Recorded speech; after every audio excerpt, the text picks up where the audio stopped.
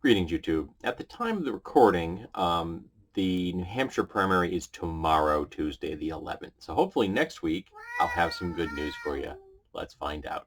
But I heard an ad this weekend, or at least a news bit about from Andrew Yang, a guy who's also running for president and has about as much chance of becoming president as I do, and I'm not running. And talking about the whole common ground thing. There's so much division in America, kind of a thing.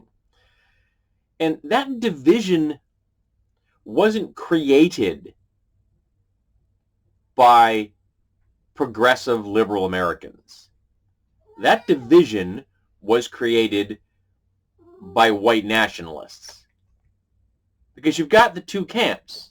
You've got the left wing over here and the right wing. And the left wing saying that human beings are, by their very nature, entitled to human rights and civil liberties. And then you've got the right wing over here saying, well, only white people are allowed to have those. And only very specific kinds of white people, like white men who are straight and cis, they get all the rights. Particularly if they're Christian.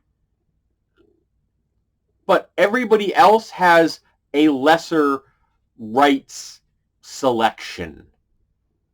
As you get further and further from being a straight, white, cisgender Christian dude, you have fewer and fewer rights. Women have fewer rights because, well, they're women. They don't get to decide what happens to their own body. They don't get the same kind of pay. They don't get the same kind of social standing. They don't get believed as much by law enforcement. Things like that. And if you're not white, if you're brown or yellow or black, well, we can pretty much dismiss almost every right and civil liberty you have. In fact, we can just murder you in the street and it's okay. Same thing goes for the gay community and the trans community. We don't have to serve you in restaurants or hotels, and we don't have to hire you or give you places to live or medical attention. We can torture you if you're teens in some places in America. And we can just kill you in the streets too, and no one's going to care.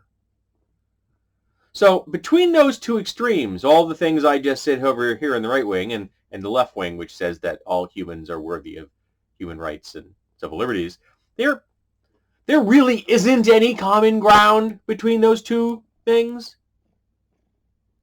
Because if you vote for the right wing, you are endorsing everything I just described. You are endorsing misogyny and white nationalism and homophobia and transphobia and xenophobia.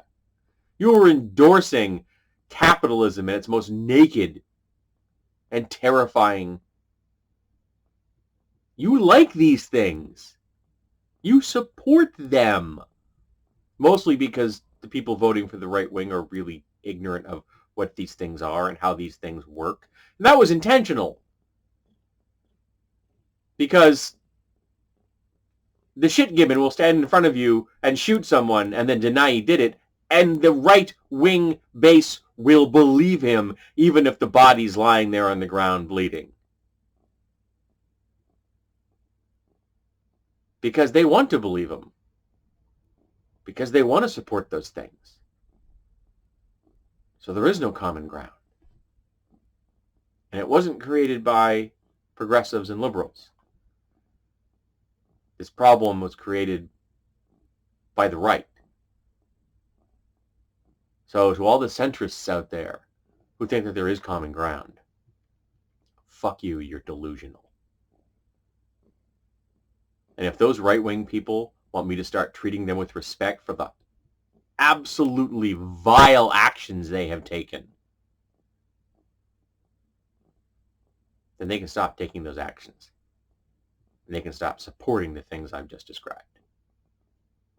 And until they do that, we don't have any common ground. I don't need to talk to them. I don't need to debate them. I'm looking at their actions.